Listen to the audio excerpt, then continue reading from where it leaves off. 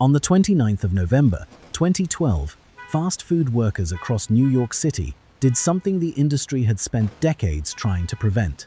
They stopped. Cooks left grills. Cashiers stepped away from counters.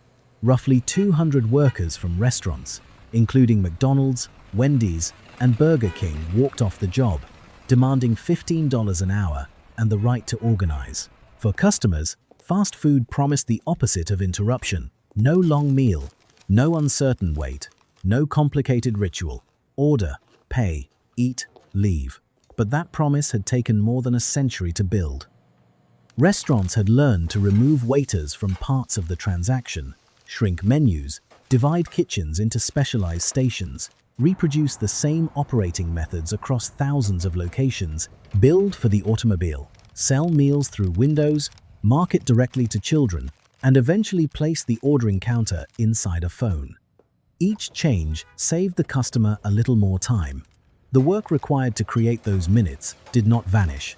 So how did a faster meal become an empire, and where did all the time, labor, and cost that customers stopped seeing actually go? A tired driver turns off a 6-lane road and follows a glowing menu board around the side of a restaurant. An order goes through a speaker. Payment passes through one window. A paper bag appears at the next. Inside are fries cut to familiar dimensions, a drink in a standardized cup, and a sandwich assembled from components designed to come together quickly. Nothing about the experience seems extraordinary. That is precisely what makes it extraordinary.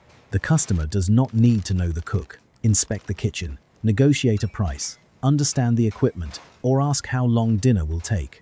Most of those uncertainties have already been removed before the car arrives. The scale behind that experience is immense. At the end of 2025, McDonald's reported 45,356 restaurants worldwide, about 95% of them franchised. A traveler can cross a state border or an ocean, see a familiar sign, and form an expectation before entering. That expectation may be one of the industry's greatest achievements. Think about what has to happen before an inexpensive meal can feel this routine. Buns must match patties. Packaging must fit the food. Equipment must deliver repeatable results. Ingredients must arrive in enormous quantities. New employees must learn procedures quickly. Managers must coordinate multiple streams of orders. A restaurant carrying a global name must reproduce an experience designed far beyond that individual building. The burger is simply the part the customer can hold. At another restaurant, there may not even be a conversation. A customer taps a kiosk, removes a topping, changes a side, pays by card, and waits for a number. The choices feel personal, but they operate within carefully designed limits. That balanced choice, without chaos, is essential. Too little choice and customers become bored. Too much variation and the kitchen slows down. Fast food grew by learning how to live between those two problems. But neither the kiosk nor the drive-thru created that idea. More than a century ago, city restaurants were already experimenting with a simpler question. How do you feed people who do not want to wait? In 1902, at 818 Chestnut Street in Philadelphia, Joseph Horn and Frank Hardart opened an Automat. A customer could exchange money for nickels, walk along a wall of glass compartments, insert coins, turn a knob, and retrieve a prepared dish without placing an order with a waiter. Imagine an office clerk arriving during a short lunch break. He does not sit down and wait for a menu. He studies the food through glass. A coin drops into a slot. A small door opens. Lunch comes out. From the dining room, the process could look almost mechanical. Behind the wall, however, cooks and attendants still prepared dishes and refilled compartments. Human work had not disappeared. What changed was the part of the transaction the customer experienced. Choose, pay, retrieve. Horn and Hardart brought the Automat to New York in 1912, and the format became closely associated with urban workers looking for an inexpensive meal that fit the rhythm of the city. The Automat did not invent eating quickly. It gave speed and architecture. But reducing the wait solved only one problem. Cheap food also had to earn trust. That challenge was especially important for the hamburger. In Wichita, Kansas, Walter Anderson had been selling hamburgers before joining businessman Billy Ingram in 1921 to build White Castle. Small square hamburgers sold for 5 cents, but price alone was not enough to make the concept scalable. The brand emphasized cleanliness, white surfaces, orderly preparation, clean uniforms, food made where customers could watch. Picture someone approaching one of those early restaurants. Ground beef was cheap, but cheap meat carried baggage in an era that remembered revelations about sanitation in the meatpacking industry. A customer needed more than hunger to overcome suspicion. The building itself became an argument. White, clean, controlled, visible. A local lunch counter could depend on the reputation of the cook or the owner. A growing chain needed strangers to trust a place they had never entered before. That meant the building, food, price, and preparation had to communicate the same message repeatedly. The absence of surprise became valuable. A customer did not need to know the person behind the grill if the brand could do the reassuring instead. Fast food had begun by compressing time. Now it was learning how to manufacture confidence. Then two brothers in California pushed the idea much further. By the late 1940s, Richard and Maurice McDonald were operating a successful drive-in restaurant in San Bernardino. Cars filled the lot. Car hops carried trays. The menu extended well beyond hamburgers. Business was good, but the brothers saw inefficiency everywhere. Too many dishes, too many different orders, too much time spent carrying food. Too many movements that did not directly help produce the items customers bought most often. So in 1948, they shut the restaurant down and rebuilt its logic. When it reopened, much of the old experience was gone. Customers walked to a service window instead of waiting for a car hop. Disposable packaging replaced much of the reusable tableware. The menu was sharply reduced. 15-cent hamburgers became central to what McDonald's called the speedy service system. A returning customer could easily have mistaken the changes for cutbacks. Fewer choices, less service, no tray arriving at the car, but the trade became obvious at the window. Food arrived faster. Behind the counter was the more important experiment. The brothers studied how meals moved through the kitchen and reorganized the workspace around repeated tasks. One worker could focus on patties, another prepared buns, another handled fries, another wrapped finished food. Instead of expecting one cook to control an entire order from beginning to end, the kitchen divided production into stages. Imagine the lunch rush. Rows of patties hit the grill. Hands reach the same short distances. Buns move into position. Condiments are applied. Paper folds around finished burgers. The workspace tells the workers where the next motion belongs. That was the deeper transformation. A traditional restaurant placed enormous value on individual judgment. Cooks remembered recipes. Servers carried requests back and forth. Unusual orders introduced unusual sequences. The speedy model deliberately narrowed those possibilities. A smaller menu reduced ingredients. Fixed procedures reduced decisions. Disposable packaging removed washing and returned dishes from the production cycle. The restaurant began behaving less like a collection of individual crafts and more like a coordinated process. The meal could now be broken into measurable pieces of work. That efficiency had consequences. When tasks depend tightly on one another, a delay at one position moves down the line. The worker is not merely cooking at a personal rhythm.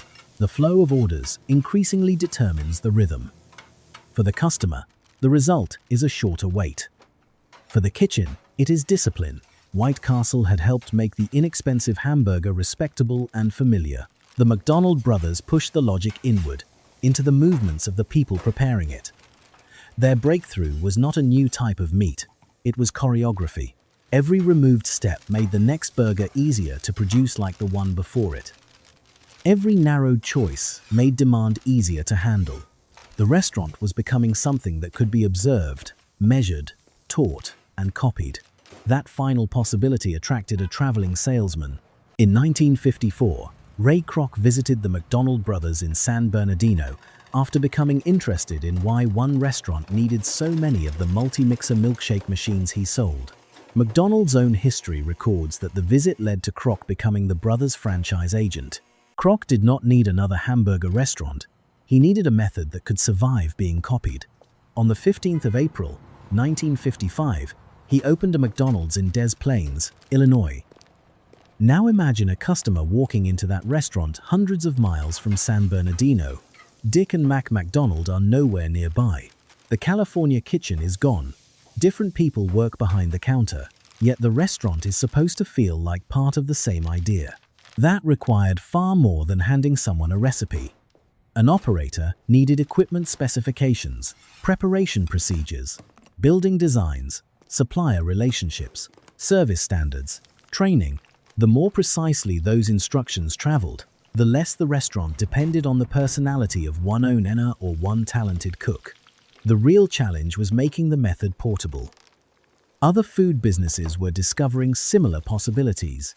In 1952, the first Kentucky Fried Chicken franchise opened near Salt Lake City, Utah.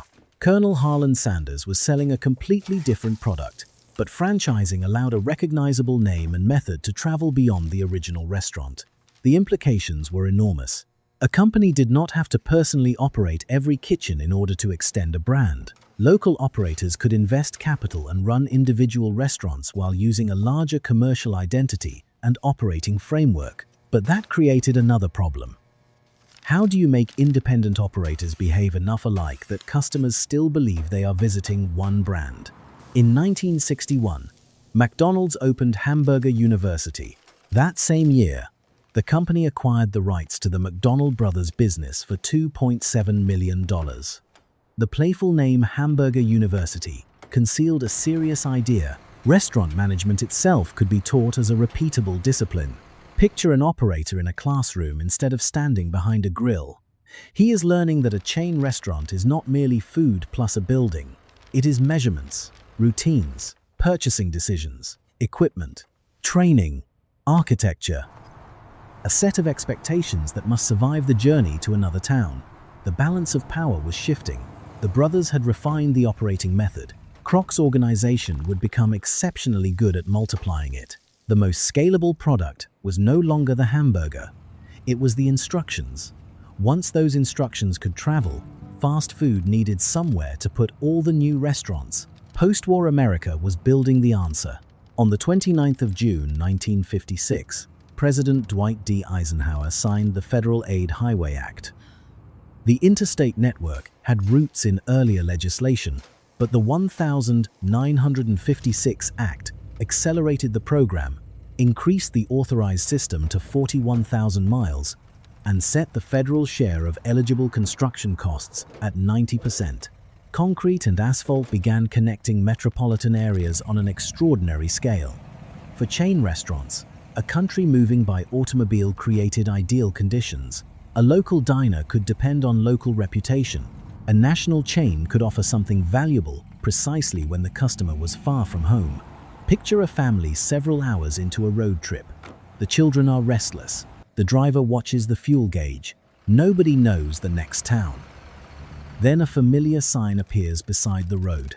They have never met the cook. They have never entered that location, but they already have an idea of what will happen if they stop. That is commercial power of a different kind. The road made familiarity portable. Drive-ins had already connected automobiles and restaurants before the interstate era, and drive-thru service existed before McDonald's adopted it. But as car ownership, suburban development, commuting, and long-distance driving grew, restaurant design adapted to the movement of traffic. Parking lots became essential. Signs became taller. Entrances and exits had to handle cars. Buildings had to announce themselves to someone traveling past them at speed. The restaurant was being shaped by the road outside. McDonald's expansion eventually moved beyond the United States. Its international growth began in 1967 with openings in Canada and Puerto Rico. The significant export was not simply the hamburger. It was the commercial format, a recognizable restaurant, a reproducible operating method, a familiar promise delivered in another place. Then the automobile moved even deeper into the transaction.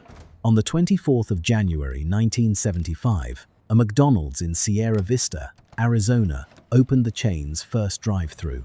The reason was unusually specific. Soldiers from nearby Fort Huachuca were required to remain in their vehicles while wearing fatigues off base. Licensee David Rich installed a sliding window so they could order without getting out. Imagine a soldier pulling beside that wall. No tray balanced on a parked car. No walk to the counter. No dining room. A window opens. Money moves one direction. Food moves the other. The car continues. McDonald's did not invent drive-thru service. Its significance lay in what a large chain could do with the format once it proved useful. It could make the window normal. Fast food had escaped the kitchen.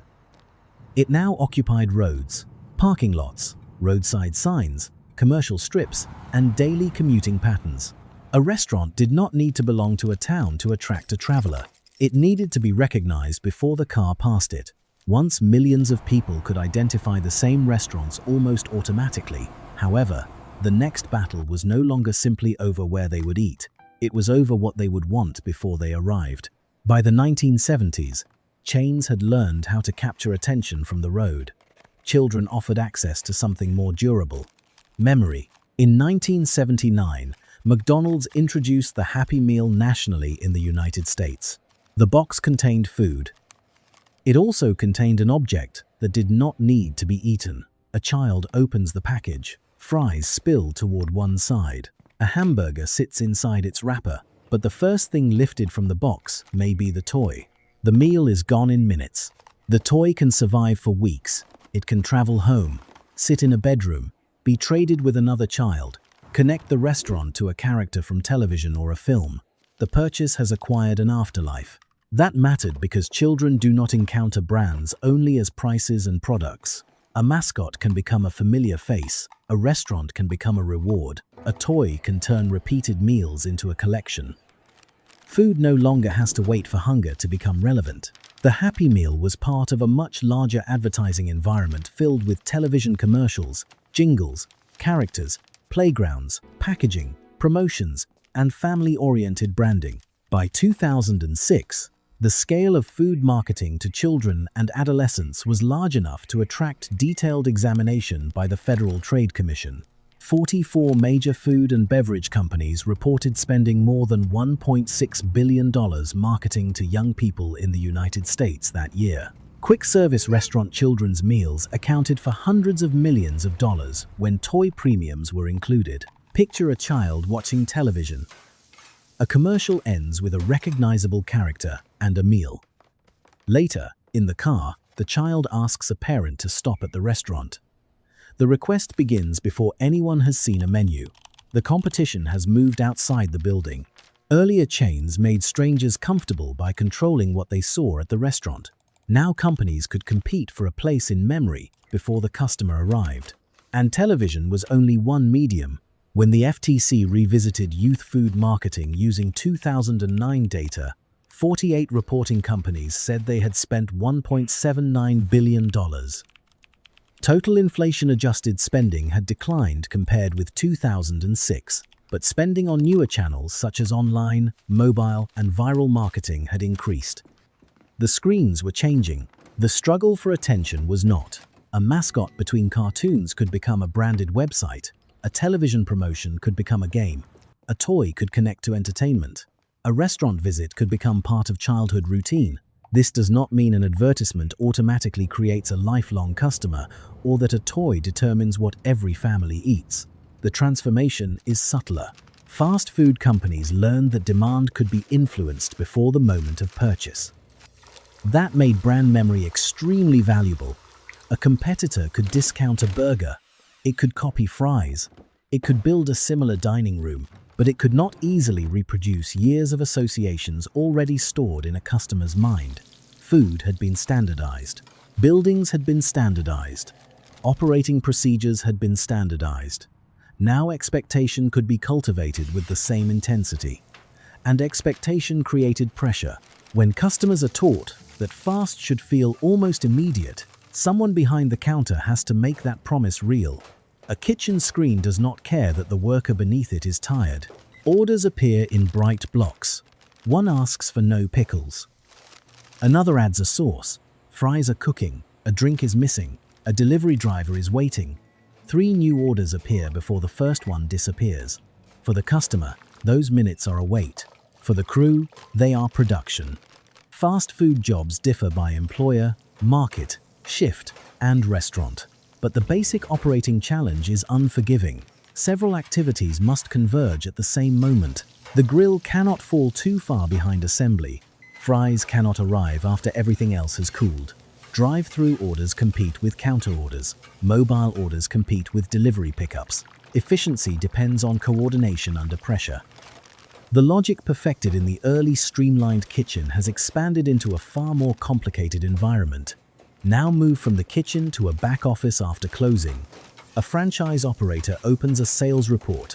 The restaurant carries a global brand, but the local business still has wages to pay, ingredients to purchase, equipment to maintain, utilities, insurance, schedules, and other operating costs. Meanwhile, the franchisor has its own economic model. At the end of 2025, about 95% of McDonald's restaurants worldwide were franchised. Under conventional franchise arrangements, McDonald's receives revenue including rent, royalties based on sales, and initial fees. The arrangement helps explain how a restaurant empire can grow without a corporation directly operating every location. But it also distributes pressure. Customers want short waits and affordable meals. Employees want adequate pay and workable schedules. Franchise operators must cover local costs and meet brand standards. The corporation protects a worldwide commercial identity and earns revenue from the network. No single person controls every force in that arrangement. Yet each pressure lands somewhere. On the 29th of November 2012, workers in New York made that pressure visible. Roughly 200 fast food employees walked away from their jobs and demanded $15 an hour, and a union helping launch what became the Fight for $15 movement. Picture the restaurant from the sidewalk. The menu boards are illuminated. The equipment is ready. The counter still faces the customer. But some of the people expected to keep the operation moving are outside. For once, interruption is the product. The action did not solve every dispute over restaurant wages, scheduling, or unionization. Nor can later changes in wage policy be reduced to one day of protest. But the walkout changed what was visible. The industry had spent decades saving time for the customer. Workers were asking what their own time was worth. That question exposed something uncomfortable inside the fast food bargain. The customer saves minutes. Those minutes have to be created somewhere. They may come from better equipment, a narrower task, a reorganized kitchen, a tighter schedule, a worker learning to perform an action more quickly, or a new piece of technology inserted between desire and the meal. Technology offered one more possibility. Perhaps the counter itself could disappear. A customer now sits on a sofa, opens an app, changes a side, adds a sauce, pays, and closes the screen. Somewhere else, the order enters a restaurant. Food is prepared. A driver arrives. A bag changes hands. A map guides it across the city. Dinner appears at the customer's front door. The customer never sees the counter. Digital ordering completed a transformation that had begun long before smartphones. The Automat shortened the transaction. The drive-thru removed the walk from the automobile to the counter. The app separated the place where a customer chooses food from the place where food is prepared. By July 2017, McDonald's said McDelivery was available from more than 7,800 restaurants in 47 countries. The company was also preparing mobile ordering and payment for rollout to 20,000 restaurants worldwide. For the customer, the sequence became easier. For the restaurant, another stream of demand entered the kitchen. A room could now receive orders from the front counter, drive-thru, self-service kiosk, mobile app, and third-party delivery platform. The dining room might look quiet while the kitchen was overwhelmed. The physical restaurant no longer revealed the full volume of the business. At the same time, another kind of information became more visible. On the 7th of May 2018, federal menu labeling requirements took effect for covered U.S. chain restaurants and similar establishments with 20 or more locations operating under the same name and offering substantially the same menu items. Calories for standard items had to appear on menus and menu boards. The change did not end debates about nutrition. Information does not erase appetite, and fast food remains deeply embedded in American eating patterns. During August 2021 through August 2023, 32% of US adults aged 20 and older consumed fast food on a given day. On average, adults obtained 11.7% of their daily calories from fast food. But the more revealing change may be where the decision happens. Imagine someone returning home after a long day. The refrigerator is almost empty. Rain taps against the window. Years ago, getting restaurant food might have required deciding where to go, driving there, parking, entering, reading a menu, ordering, paying, waiting, and carrying the meal home. Now the sequence can collapse into movements of one thumb. A photograph, a price, a button, an estimated arrival time, a dot moving across a map. The restaurant becomes an interface, and suddenly the history loops back to where it began. In 1902, a customer put a coin into a slot and opened a small glass door. The machinery that supplied the food remained mostly on the other side of the wall. Today, the wall is a screen. The coin has become stored payment. The compartment has become a delivery bag. The workers behind the wall have multiplied into cooks, managers, franchise operators, software engineers, payment networks, platform companies, and drivers. The technology is different. The desire is familiar. Reduce the distance between wanting food and receiving it. That desire created an extraordinary industry. It gave workers with short lunch breaks a faster meal. It gave travelers something familiar in an unfamiliar town. It gave families an option when cooking felt impossible. It gave entrepreneurs a commercial model that could be carried from one city to another. Convenience solved real problems. That is why the story cannot end by pretending convenience itself was a mistake. The harder question is, what happens when removing friction becomes the organizing principle of an entire industry? Go back to that paper bag in the opening. It still looks small. Warm fries, a wrapped burger, a drink, perhaps a toy, perhaps a receipt. Nothing on the bag tells you that its history includes a wall of nickel-operated glass doors in Philadelphia. Nothing shows the white surfaces used to make an inexpensive hamburger feel trustworthy. You cannot see two brothers stripping unnecessary movements from a California kitchen. You cannot see Ray Kroc looking at that kitchen and imagining copies. You cannot see thousands of miles of highway carrying recognizable restaurants across a continent. You cannot see the child opening a box and reaching for the toy. You cannot see the order timer. You cannot see the worker standing outside the restaurant in 2012 instead of behind its counter. You cannot see the franchise agreement. You cannot see the delivery network. You simply see dinner. That may be fast food's greatest accomplishment. Not the hamburger, not the fryer, not even the drive-thru. The industry learned how to make an enormous structure feel like a very small decision. Hungry? Tap here. Turn here. Order here. 3 minutes. One bag, done. But every time history removed a step from the customer's side of the meal, that step had to be redesigned somewhere else. The waiter became a window. The window became a speaker. The counter became a kiosk. The cashier became an app. The restaurant became a point on a map. And the machinery required to make the meal feel simpler kept growing behind it. More than a century ago, people stood before little glass doors and marveled that lunch could appear so quickly. Today, we barely notice when dinner appears at our own door. That is how completely the revolution succeeded. Fast food turned convenience into an empire by making the empire disappear from the meal. And once you know what had to be built behind that paper bag, it becomes very difficult to see it as simple again.